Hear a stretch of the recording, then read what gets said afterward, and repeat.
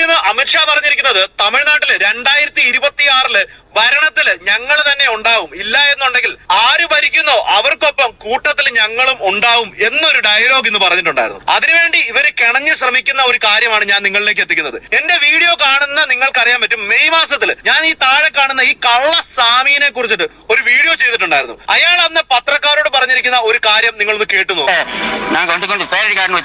அதை இடிச்சுக்கிட்டு நடுவை ஒரு இடி இடிச்சோன்னே நில குழஞ்சு போயிட்டோம். நான் அப்படி மயக்கமா இருந்துச்சு. அப்புறம் இவர் தான் இது பார்க்கறதுக்குள்ள தொப்பி.